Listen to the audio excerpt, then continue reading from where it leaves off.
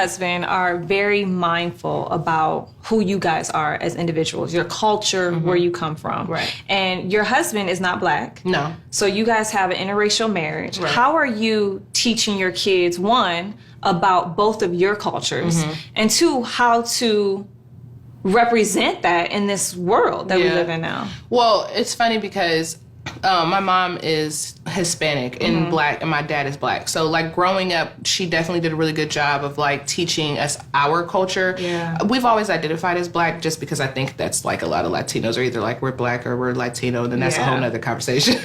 But my mom was always like, I'm a Black woman. Right. So I think because of that, she taught us a lot about, like a diverse culture. And my mom raised as Muslim, and my dad was Christian. So, like, literally, we were going to the mosque on Friday and church on Sunday. And so, like, that was always my life. Very blended, very, like, intermixed and inter-religious. Yeah.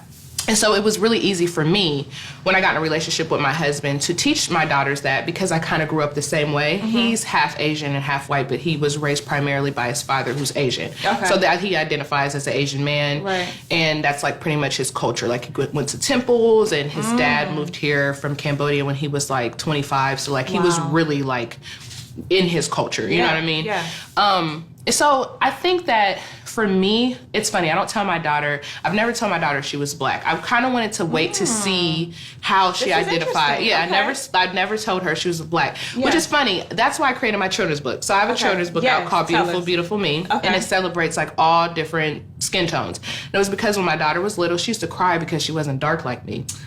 Which, whoever wants to be dark, girl, I was like, yay! Like, that's rare. Beautiful, it is, because, you know, normally people are not crying because they want to be dark. It's the opposite. No, you know, but I think there's something that speaks to that. She sees beauty in you. Yes, and that made me feel good. Yeah. So then I had to be like, oh my God, like, my mom and me are completely different colors. Like, my mom is lighter than you. So I went through the same thing. My mom too. Yeah, I went through the same thing. Like, so I understood that. And I was like, let me find a book that, like, celebrates all kids. And there really wasn't one. So I made one. Yeah. And from that, I actually built, like, this workshop, and I would go to schools and talk to them about diversity and skin tone. And it turned into, like, this really, really beautiful thing. And it all stemmed from my daughter wanting to look like me, and me having to teach her, like, you don't look like me, but the way you look is perfect, and it's beautiful, and it's a representation of all of your heritage, your mom and your dad. Right. Like, my kids literally have a grandparent of every race, like a white grandma, an Asian grandpa, a Black grandfather, a Latin grandmother, like, we got, like, all the boxes covered. That's crazy. Yeah. That's amazing. Okay, so with that being said, what does she identify with? Well, now she says she's Black. This is how I found out. We were watching TV,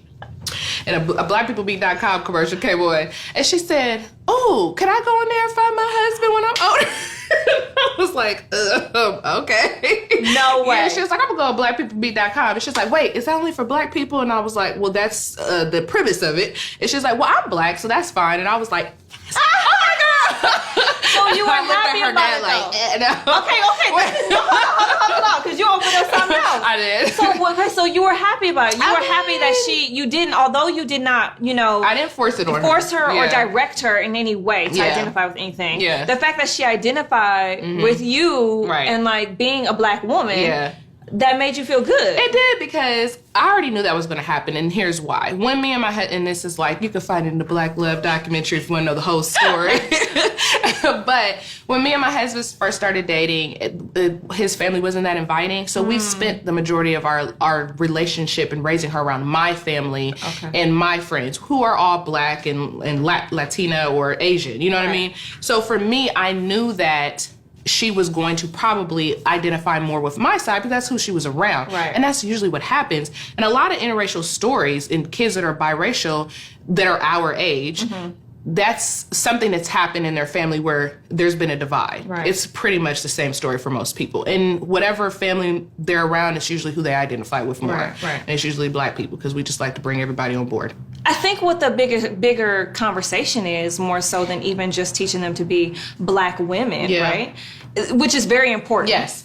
To know that side of you, but they will always know that side of you through you, and my girls will always know that side of me through me, even though they have a Black father. Right, exactly. They're not learning how to be a Black woman from their Black father. They're learning how to be for me. Right. It's just more so about self-love. Yes. Talk to me a little bit about Moms in Color. So Brandy and her friend Amber were speaking about just creating something. We will always go to events, just being moms and just influencers. And we will always be the only women of color there. Yes. And so we were like, we need to create something that celebrates us, that's not really like utilizing us as a token, but it's actually celebrating us in our motherhood. Because sometimes we don't see ourselves in a reflection online or on Instagram. Like, Black women are creating businesses and we have our own businesses and we're breastfeeding or we're baby wearing. We're doing all the same things. I think because a lot of that is just a part of our culture, we don't even think to share it or celebrate it because it's just innate in who we are. Of course. Yeah. So we're like, oh, that's not special. Like, we've been doing that for generations, you know? And so we were like, we need to create an organization that really just celebrates women of color. Yeah. So Brandy and Amber were speaking about that, and then they brought me in, and they brought Kelly McKnight in, and then we brought Candace in, and she works for Essence. She lives in New York, so she's our only like faraway person. Yeah. But we just came together, and we were like, we need to create a conference where we address issues that are in the African American community for mothers. And so that was like we had our first conference, and it was amazing. It was, yeah. And then we're just working on new things, just events and things that celebrate our community and our culture and our women, and giving them a voice. Yeah. You know, things that just aren't often talked about in public.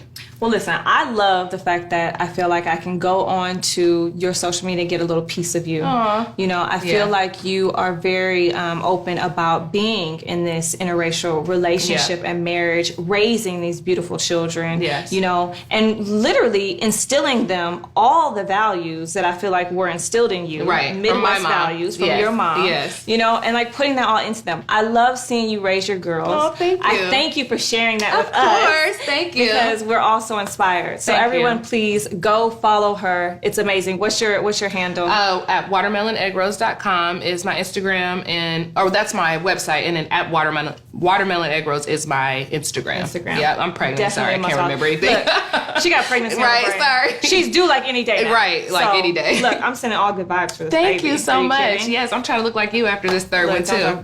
Watch me in a bikini. Thank you.